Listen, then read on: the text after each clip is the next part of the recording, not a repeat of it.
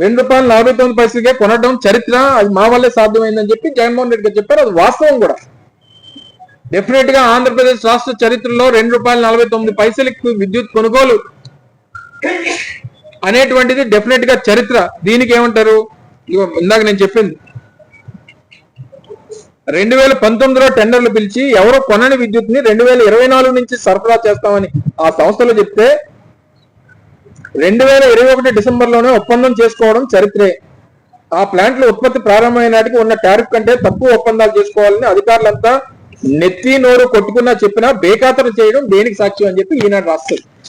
ఎవరి దగ్గర కొట్టుకున్నారు నెత్తి నోరు? ఈ ఈనాడు ఆఫీస్కి వచ్చి కొట్టుకున్నారా నెత్తి నోరు? లేదా ఏబిఎన్ మన ఆంధ్రజ్యోతి రాధాకృష్ణ గారి దగ్గరికి వెళ్ళి కొట్టుకున్నారా నెత్తి నోరు? లేదా చంద్రబాబు నాయుడు గారి దగ్గరికి వెళ్ళి నెత్తి నోరు కొట్టుకున్నారా? చెప్పండి, ఎవరి దగ్గర నెత్తి నోరు కొట్టుకున్నారు? మీరు విజనరీ అని చెప్పి నిజంగా ఒకవేళ మీరు అన్నట్టు 2021లో చేసుకున్నారు, 2024 నుంచి సప్లై చేయడానికి 2021లోనే మీరు ఒప్పందం చేసుకున్నారు అంటున్నారు కదా. మరి ఈ రోజు కొనుంటే ఈరోజు ₹2.72 ఉంది. మన రాష్ట్రంలోనే దానికి తయారీ చేసుకుంటే ₹3 పడేది. మరి ఆ రోజే దాన్ని గ్రహించి 3 సంవత్సరాల తర్వాత పరిస్థితులు ఈ రకంగా ఉంటాయి, ఈ పరిస్థితులు వస్తాయని చెప్పి ఊహించి ఆ రోజు తక్కువ ధరకు కొన్ని ఆ రోజు రాష్ట్రానికి సంపద కాపాడినటువంటి జగన్మోహన్ రెడ్డి గారు విజనరీయా? లేదా 2017 నుంచి 2014 నుంచి 19 మధ్యలో ₹5 కొన్నటువంటి చంద్రబాబు నాయుడు గారు విజనరీయా? 86,000 కోట్ల సంపదని ఆవిరి చేసినటువంటి చంద్రబాబు నాయుడు గారు విజనరీయా? 1,10,000 కోట్ల సంపద కాపాడి రాష్ట్రానికి, రాష్ట్ర ప్రజలకి సంపద కాపాడినటువంటి జగన్మోహన్ రెడ్డి గారు విజనరీయా? ఆ ఇంగితను, ఈ రాసినటువంటి ఇంగితం ఎవరికి ఉండాలి? ఇవన్నీ ఈ రకంగా అంటే ఇంకా ప్రజల్ని ఏ రకంగా తప్పుదోవ పట్టించాలని, ఇంత మేలు చేస్తే బురద జల్లడం ఏంటి, ధర్మమేనా అని చెప్పి నేను జగన్మోహన్ రెడ్డి గారు అన్నారు. అంటే ఇవన్నీ వాస్తవాలను వెలికి తీయడం, ప్రజలపై 5 ఏళ్ల కాలంలో రకరకాల రూపాల్లో ఎన్నడూ ఈ ఛార్జీలు వేయడం, ఈ రకంగా 25 ఏళ్ళు ప్రజలపై 2 లక్షల కోట్ల భారం పడుతుందని ఆందోళన ఇది అని చెప్పి వారు రాశారు. సరే, మీరు చెప్పిందే వాస్తవం అనుకుందాం. ఒకవేళ మేము చేయడం వల్ల ₹1,00,000 కోట్ల మిగలట్లేదని మీ ఆలోచన అయితే, లేదా మేము చేయడం వల్ల మేము ప్రజల మీద భారం మోపామన్నటువంటి మీ అభిప్రాయం అయితే, ఎంతకంటే నాణ్యమైనటువంటి విద్యుత్ మేము అందిస్తామని చెప్పి మీరు చెప్పినటువంటి ఎన్నికల్లో హామీ నిజమైతే, ఒకవేళ మేము నిజంగా ఎక్కువకే కొనేసుకున్నాం అనేటువంటి అభిప్రాయం మీకు ఉండుంటే అగ్రిమెంట్ క్యాన్సిల్ చేసి మనం ఆ ధైర్యం ఉందా చంద్రబాబు నాయుడు గారికి?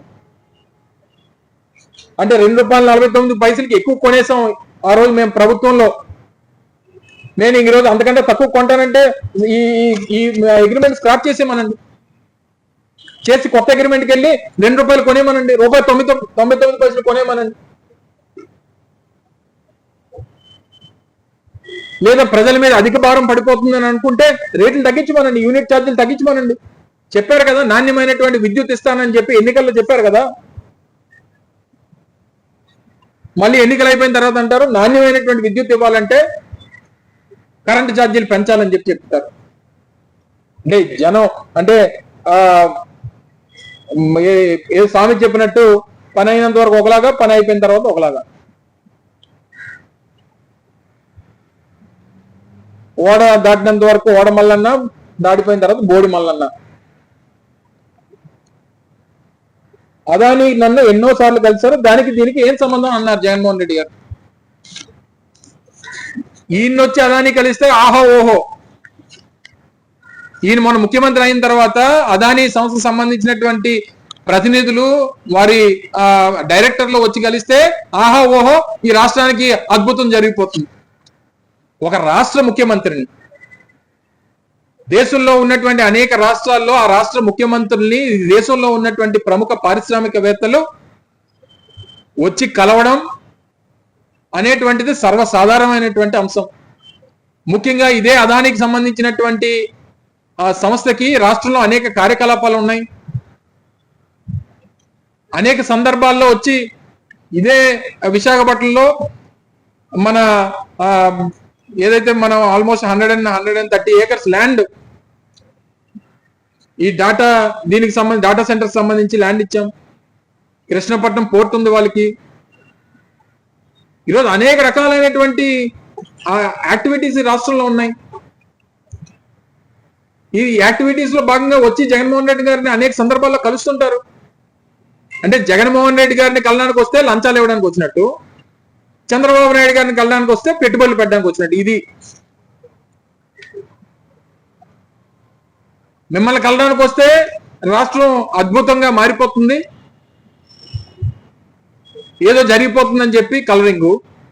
మమ్మల్ని కలడానికి వస్తే లంచాలు ఇవ్వడానికి మాకు వచ్చారని చెప్పేటువంటి ప్రయత్నం. సో ఈ రకంగా ఇంత తప్పుడు వార్తలు, ఇంత తప్పుడు సమాచారాన్ని ప్రజలకు ఇచ్చి ఏం సాధించాలని?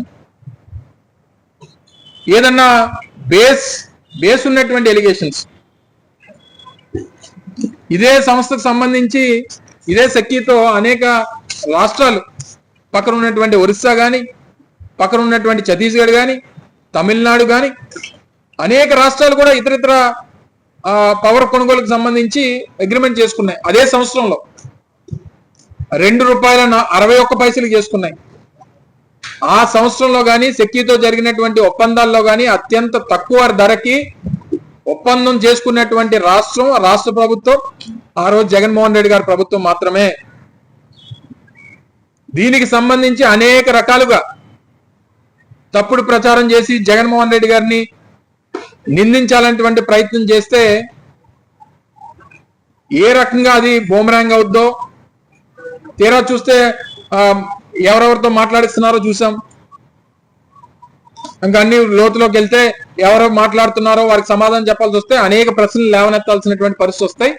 దయచేసి ప్రజలు నిన్న జగన్మోహన్ రెడ్డి గారు చెప్పినటువంటి వాస్తవాలు, ఈ రోజు మళ్ళీ వారి మీద చేసినటువంటి ఆరోపణలు